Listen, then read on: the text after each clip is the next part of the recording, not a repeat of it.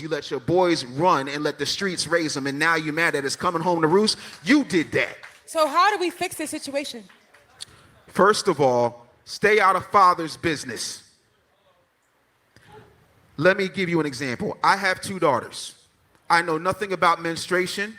I watch my children come into the world, but I don't know what it is to have the pain of childbirth. I stay in my lane. Protect, provide, back up my wife.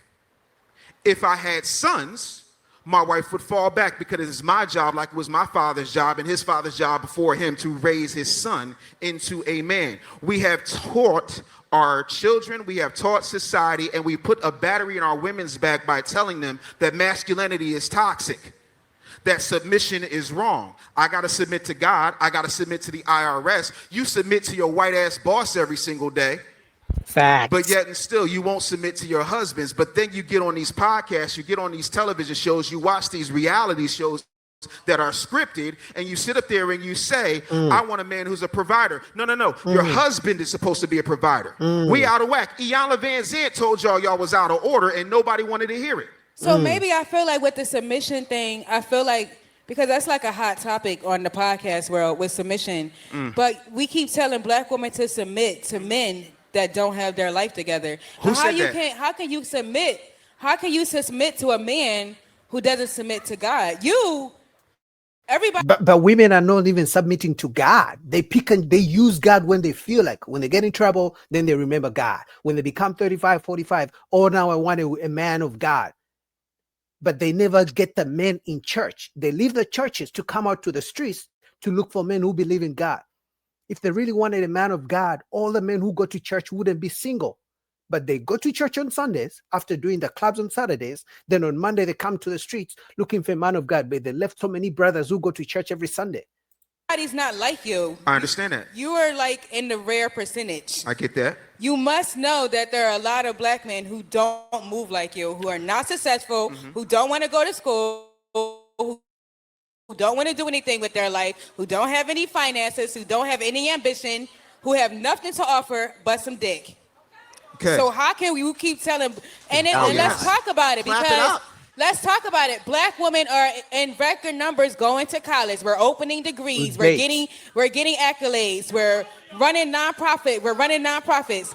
There's a large portion of black women who are educating themselves and taking their lives to the next level, while the black men are not reaching those goals. They're not meeting us on those levels. What levels? Levels of wanting a man to pay all your bills when you were paying all your bills before he met you?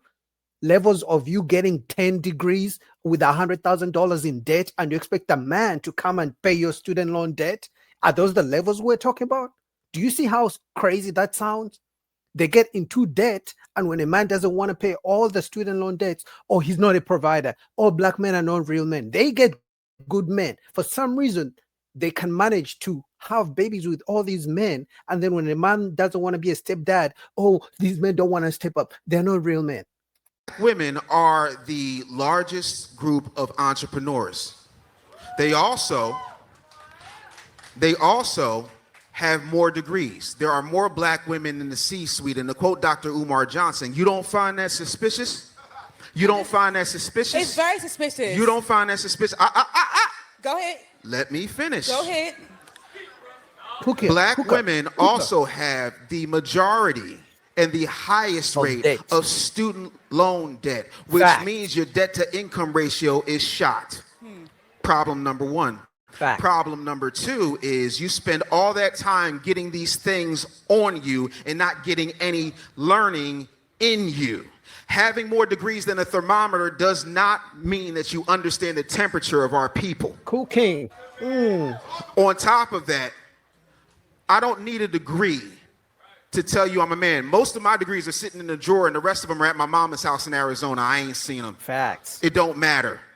Everything I learned in college was about happening outside of the classroom. But you went to college, though. Hold on. You went to college, though. I went to college to please my mother. I had a record deal. I was singing backgrounds for Teddy Pendergrass. Let's tell the whole story, not just the parts you like. And but most you still of us went to college. But what does college mean? College doesn't mean shit if you have thousands and thousands, hundreds of thousands of student loan debt. College doesn't mean anything if you cannot earn the same amount of money from a college that you spent on the student loans. It doesn't mean shit. These women don't want men with trade schools, with trade certificates. They don't want the plumbers. They don't want the electricians. They think it's only college that makes a man good. They think only a man who's a good man is one who's going to pay their student loans and buy them a car and pay their bills. Again, most of us, black men specifically, go to college out of pressure from their mamas and their grandmamas, not because it's something to do to better themselves. The school industrial complex is made for black women. There have been several studies on this that talk about how young black boys are automatically labeled as behavior problems. They were labeled as educable mentally retarded back when Les Brown was in school, and that's going all the way back to the 50s. Then you sit up there and you put them in the programs, then you double down on their reading scores so that you know how many prisons to build. Everything is set up to make sure you rise and think that you are now above us, as opposed to realizing that there's a conspiracy to separate you from me. So how do we fix it is what I'm trying to get at. We can't fix it if you don't listen. We can't fix it if every time you get a six-figure job, you think you're better than a black man. We can't fix it that every time you get a six-figure job and you're taking yourself to Cancun 10 times a year, then you think the man that you meet should also come and take you to Cancun 10 times a year. We can't fix it until you realize men are not shouldn't be judged only by their income, only by their college degree, only by what they can provide for you. Until then, we can't fix shit. If you can't even listen, if you can't even smile, if you have to, always have they call it what, resting bitch face, whatever they call it, the attitude, we can't just jump to the solution before we fix the foundation. I had to, first of all, you sat up there and gave me a 30-minute dissertation on how great black women were doing. But the second I support my black women. That's all. I support black women. I support black men Here's too, the thing. The majority of my clients, the majority of my executive staff, my man Ricardo Cordial, who's been a client of mine for 5 years, he will tell you the majority of the people in my executive team are black women. I have put more black women in the 1% than Nick Cannon with a bag of Viagra. So this is not about supporting black women. Okay. There's a woman named Anissa Getna who had a nursing business and she had a credit business, and she went and bought her husband. By the time I was done with her, she went and bought her husband a car dealership, then moved to South Africa.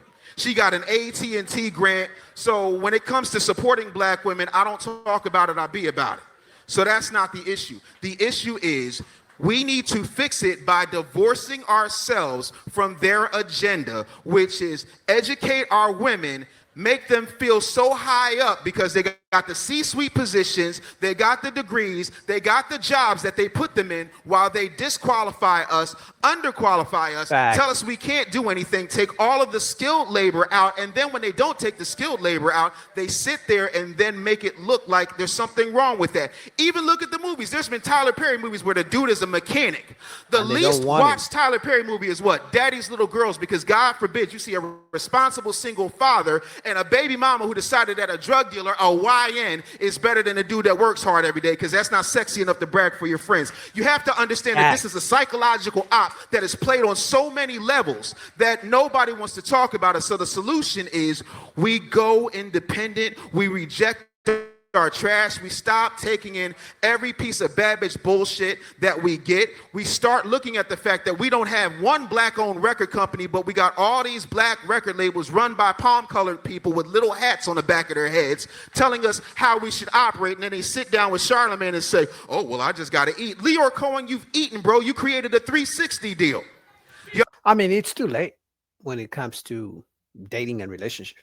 I feel like it's going to take another 100 years. Because think about it, right? All this feminism started like what? From the 1950s, 1940s, 1970s, right? Civil rights movement around the time. But this feminism has spread all the way to Africa, to Asia, even to some Arabic countries, right? So if it has taken over these 50 years, honestly, I feel like we're just starting to see the consequences, but the consequences are far worse. Because think about it. In 1962, the single mother rate in the black community in America was 32%. Now it's all the way 60 to 70%, right? So it's gonna take 100 years. Like everybody alive right now would have to die, and then new people would have to get back the same mindset that we had 100 years ago. But otherwise, a black woman earning six figures is not about to listen to me. I don't care if I make $1 million. I don't care if I make $100 million. She's not about to listen to me because she makes some money, so she thinks she's better than me. Y'all don't want to do payday loans, but what the hell you think a record deal is? Talk to me about the 360 deal now. So, The 360 deal. All right, so a 360 deal.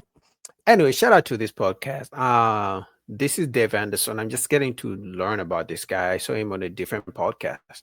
But the podcast name is the Big Facts Network. I'll put the link down below. But this was fun to watch, right? Crazy times we live in.